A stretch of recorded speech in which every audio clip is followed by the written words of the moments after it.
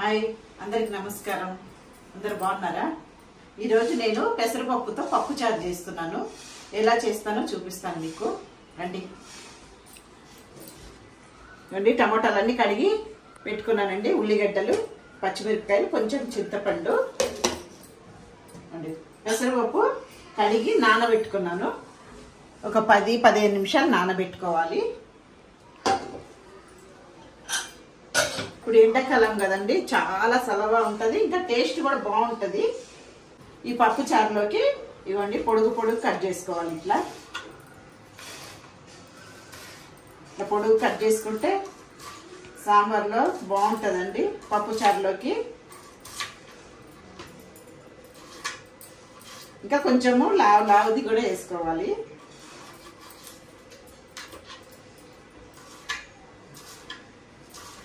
First పప్పు ఉడకబెట్టేటప్పుడే ఇవన్నీ వేసేసుకోవాలి. ఉల్లిగడ్డలు, మళ్ళీ పోపులోకి మనము ఎల్లిపాయతో పోపు పెడతామండి. ఎండుమిరపకాయలు, ఎల్లిపాయ పోపు పెడతాము. ఇవ్వండి ఇట్లా పొడుగు పొడుగ్గా కట్ చేసుకోవాలి. ఇట్లా వేసుకోవాలి. దీంట్లో ఎండాకాలం ఎంత పెసరపప్పు తింటే అంత మంచిది, చాలా వేడి తగ్గిస్తుంది కదా. ఇదిగోండి పచ్చిమిరపకాయలు కట్ చేసినాను, దీంట్లో వేసుకుందాము. ఇదిగోండి కొంచెం చింతపండు, ఇదిగోండి దాంట్లో వేసుకోవాలి. టమాటా కూడా కట్ చేసి వేసుకుందాము. టమాటా కూడా ఇట్లా పొడవుగా కట్ చేసి వేసుకోవాలి. ఇట్లా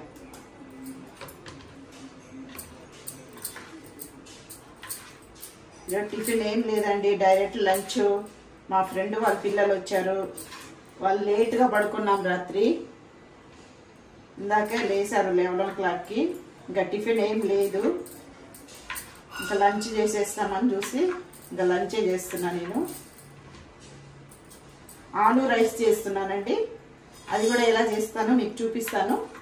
చాలా టేస్ట్ ఉంటుంది. ఇంతవరకు చేయలే నేను ఆలు రైస్, అంటే మామూలుగా మీకు చూపించడానికి వీడియోకి చేయలేదు. మా బాబుకి నాకు చాలా ఇష్టం ఆలు రైసు.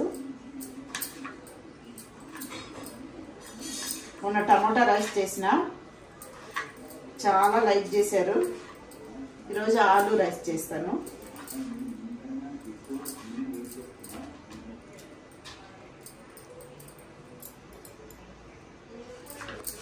కొంచెం పసుపు వేసుకుందాం దీంట్లో. పసుపు ఇది చిన్న ఉల్లిపాయ, ఎండుమిరపకాయలు వేసి దంచిన కారం. ఇది కొంచెం వేసుకుంటాము. ఇంత వేసుకోవాలి. ఇప్పుడు పొయ్యి మీద పెట్టుకున్నాము.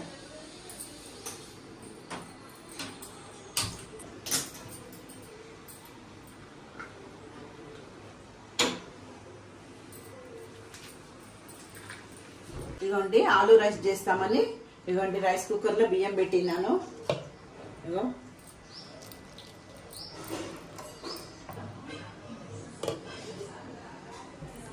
ఇదిగోండి ఆలు రైస్కి ఇదిగోండి ఆలు చిన్న చిన్నగా కట్ చేసుకున్నాను. ఉల్లిగడ్డలు, ఇదిగోండి పచ్చిమిరపకాయలు. ఇది ఎక్కువ కారం లేదు, అందుకే ఎక్కువ వేసుకున్నా పచ్చిమిరపకాయలు. ఇదిగోండి మసాలా. ఇదిగోండి లవంగాలు, సాజీరా, బిర్యానీ ఆకు, అనాసి పువ్వు, అల్లం పేస్టు, పువ్వు, పట్ట. ఎలా చేసుకోవాలో చూపిస్తాను. చాలా టేస్ట్ ఉంటుంది ఆలు రైస్. మన కర్రీ లేకపోయినా తినేయచ్చు. ఆయిల్ వేసుకుందాము. కొంచెం ఆయిల్ ఎక్కువే పడుతుంది దీనికి. రైస్ ఎక్కువ చేస్తున్నాను, అందుకని 4 స్పూన్లు వేసుకున్నా ఆయిల్.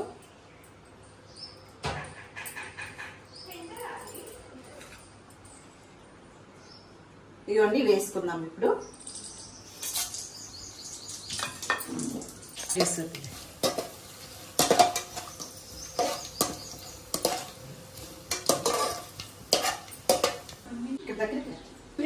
పచ్చిమిరపకాయలు వేసుకుందాము.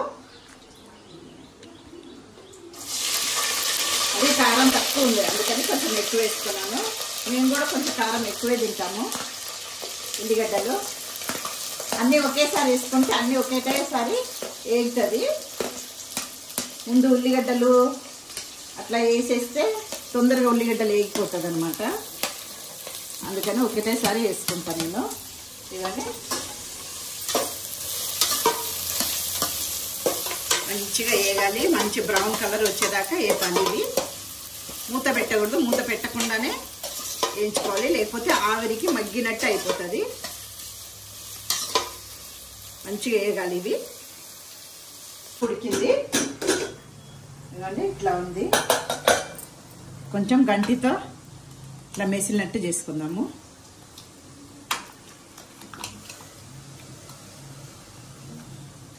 కొంతమంది చిక్కగా చేసుకుంటారు, నేను చాలా పల్సగా చేసుకుంటానండి. ఇది పప్పు చారు లాగా.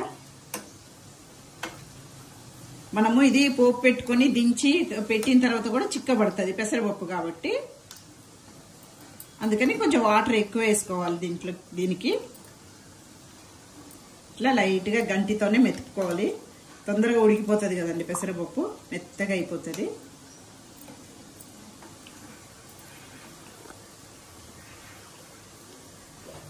తాలింపు పెట్టుకుందాము. ఇప్పుడు పప్పు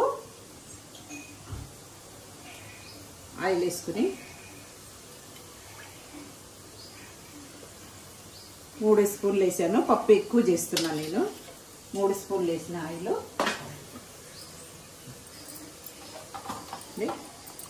ఆవాలు 1.5 స్పూన్ ఆవాలు వేసిన. జీలకర్ర 1.5 స్పూను. కొంచెం మెంతిపిండి, ఎల్లిపాయలు వేసుకున్నాను. ఇప్పుడు ఎల్లిపాయలు, ఎండుమిరపకాయలు, కరివేపాకు కూడా వేసుకున్నాను.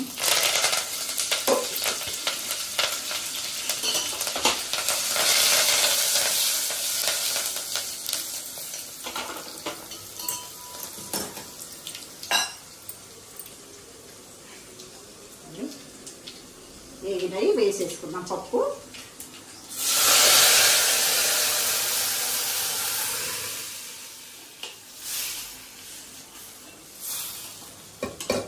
వాటర్ వేసుకున్నాం. చిక్కగా ఉంది, అంటే చిక్కగా తినేవాళ్ళు చిక్కగా చేసుకోవచ్చు, మేము కొంచెం పలసగానే తింటాము. చూడండి వాటర్ వేస్తున్నాను. మళ్ళీ మనం దించిన తర్వాత కూడా చిక్కగా అవుతుంది. ఇట్లా ఒక పొంగు ఇట్లా రాగానే దించేయాలి, ఎక్కువ ఉడకబెట్టొద్దు. వాటర్ వేసాం కాబట్టి కొంచెం వేడి అయ్యేదాకా పెట్టాలి. ఇదిగోండి ఆలుకి ఇట్లా మూత పెట్టకుండా ఇట్లా వేయించుకోవాలి. ఉల్లిగడ్డలు, ఆలు, పచ్చిమిరపకాయలు అంతా ఒక్క కలరే రావాలండి. ఇదిగోండి ఇట్లా అన్నీ బ్రౌన్ కలర్ రావాలి.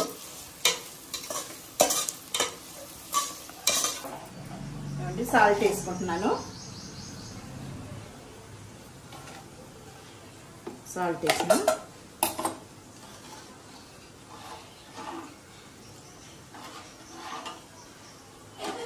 చాలా బాగుంటుంది పెసరపప్పు పప్పుచారు. మీరు కూడా చేసుకోండి ఇట్లా, ఎండాకాలంలో మంచిది, చాలా మంచిది. ఇవ్వండి పప్పు రెడీ అయిపోయింది. ఇక కొంచెం కొత్తిమీర వేసుకుని దించేస్తాము.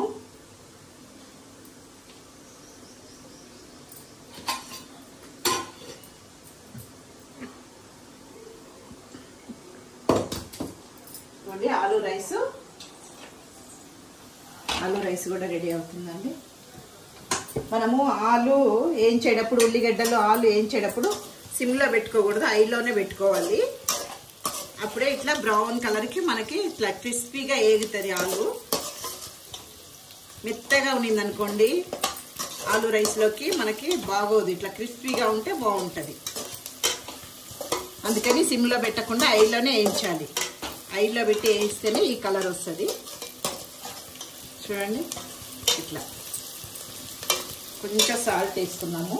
ఆలు కొంచెం సాల్ట్ ఫస్ట్ వేసుకుంటే మెత్తగా ఇట్లా మగ్గినట్టు అయిపోతుంది. అందుకని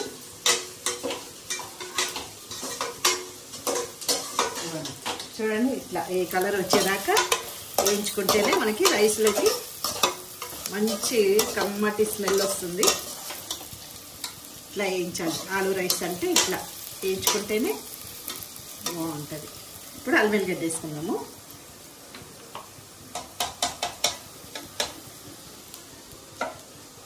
ఒక్కటే ఒక స్పూన్.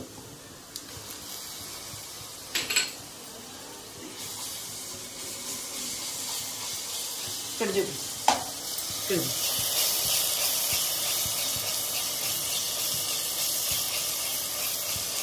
అది కూడా మంచిగా ఇట్లా క్రిస్పీగా వేయించుకోవాలి. వెల్లిగడ్డ మొత్తం వేపామంటే ఆలు మళ్ళీ ఇరిగిపోతుంది, మెత్తగా అయిపోతుంది.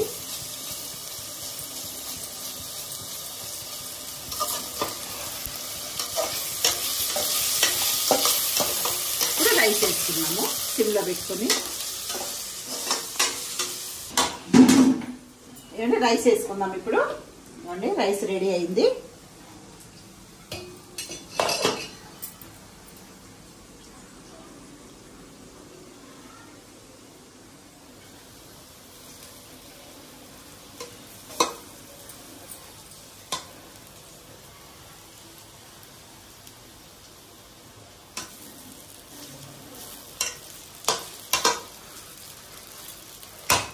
అన్నం వేడిగా ఉంది, ఇంక పొయ్యి కట్టేస్తాము.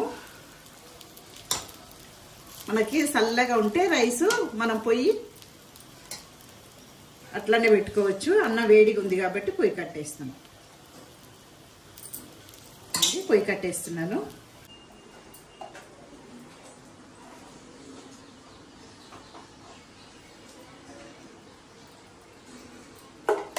ఫుడ్ కలర్ ఉంటే ఆలు వేయించేటప్పుడు కొంచెం వేసుకుంటే కలర్ బాగుంటుంది.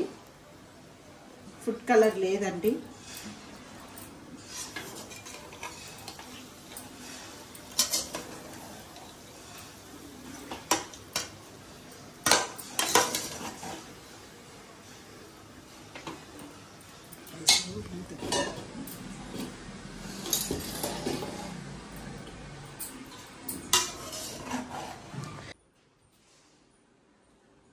ఇదిగోండి ఆలు రైస్ రెడీ అయిపోయింది. ఇదిగోండి ఆలు రైస్ ఇట్లా చేసుకోవాలి. లాస్ట్లో ఫైనల్ కొత్తిమీర వేసుకోవాలి.